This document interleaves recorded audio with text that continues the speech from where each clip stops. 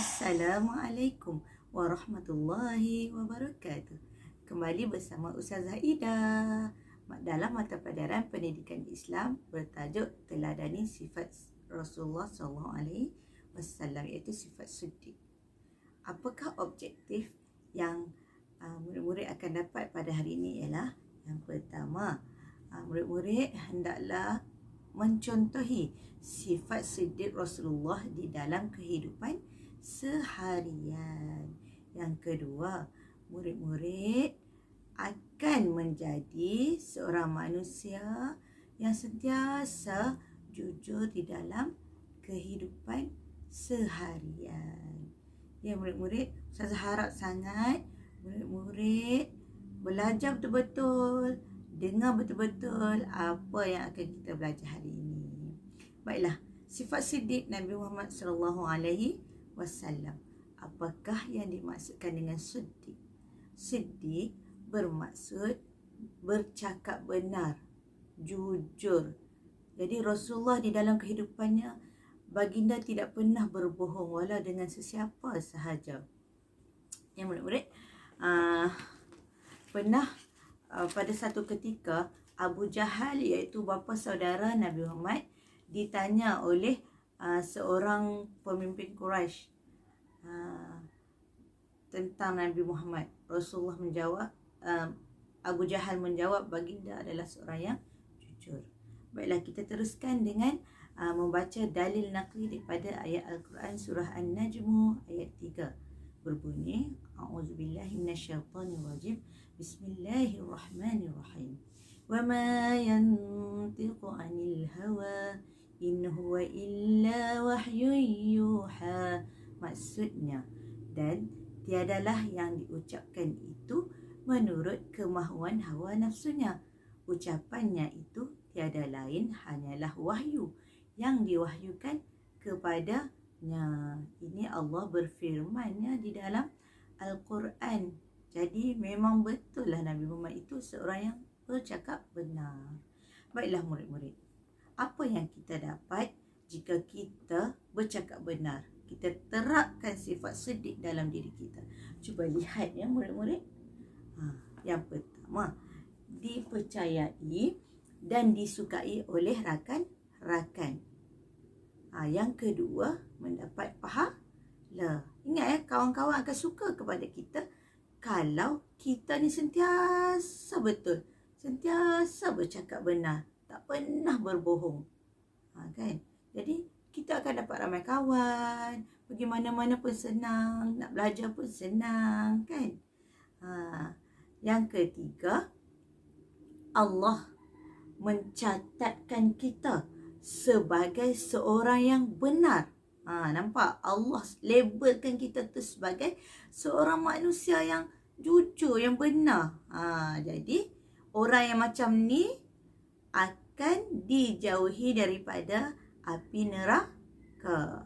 Baik murid-murid, apakah tindakan yang perlu saya lakukan?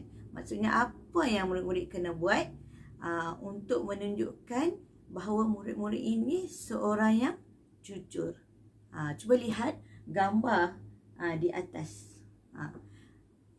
Nombor 1. Anda sedang di dalam dewan peperiksaan. Tiba-tiba rakan anda meniru anda. Apa sifat yang ada dalam diri dia tu? Tentulah sifat berbohong. Dia tipu diri sendiri. Dia tak jujur. Dia tiru orang. Maksudnya dia tak belajar sungguh-sungguh. Dia hanya dapat satu kejayaan tu di atas hasil orang lain. Maka di situ menunjukkan bahawa murid yang meniru ni dia tidak amalkan sifat siddiq dalam diri dia. Jadi murid-murid semua jangan buat macam tu. Kena belajar sungguh-sungguh. Kena usaha. Untuk dapatkan sesuatu kejayaan tu kena usaha sungguh-sungguh. Bukan mengikut jalan yang pintas. Seperti meniru tersebut ya. Yang seperti dalam gambar ni kan. Jadi Ustazah harap sangat murid Ustazah ni akan mendapat kejayaan yang cemerlang dengan hasil usaha sendiri. Baik, cuba lihat gambar yang kedua. Gambar apa ni? Baik. Di situ nampak anda belum solat Zuhur. Seorang ayah dia tanya anak dia. Contohnya, Amin, kamu dah solat Zuhur ke? Dia sebab dia seronok tengok TV ni. Tengok cerita yang dia suka kan. Tiba-tiba dia berbohong dengan ayah dia. Dah solat lah ayah tadi. Sebenarnya padahal dia tak solat lagi. Tapi dia tipu ayah dia. Apa yang berlaku di situ? Dia ikut tak sifat sidik Rasulullah? Tak kan? Jadi Ustazah harap murid-murid Ustazah ni jangan cakap bohong. Waktu solat, kena solat. Sebab apa? Allah sentiasa nampak apa sahaja yang kita buat. Ya? Baik. Seterusnya, nombor 3. Anda menerima baki wang yang berlebihan. Contoh di sekolah kan, kita pergi ke kantin nak beli barang. Kita pun bayarlah duit. Lepas bayar duit, kamu pun ambil lah baki tu kan. Ambil baki tu, baliklah ke kelas. Tiba-tiba kamu tengok, banyak pula wang ni. Aku beli tadi harga RM1.20. Kenapa makcik tu pulangkan 80 sen lagi? Duit aku bayar RM1.50 je. Rupanya ada duit lebih kan.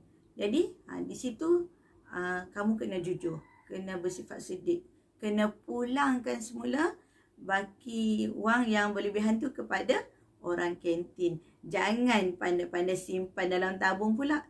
Tahu apa yang akan berlaku? Duit tu duit haram, tak boleh makan. Faham? Baiklah murid-murid, Ustazah harap apa yang Ustazah ajar ni, murid-murid faham dan ikut sunnah Rasulullah. Sifat Rasulullah tu terapkan dalam diri kita. Okay. Kesimpulan dari apa yang kita belajar hari ni ialah, cuba lihat. Sentiasalah bercakap benar sepanjang masa, walau di mana sahaja kita berada dan dengan siapa sahaja kita berbicara. Dengar tu murid-murid. Jangan sesekali kamu bercakap bohong. Contoh, mak kata, Amin, pergi ke kedai jap beli gula. Habis tu kamu pun ambil duit. Okey, itu sahaja pelajaran kita pada hari ini. Jumpa lagi ya murid-murid di lain masa. Assalamualaikum. Bye-bye.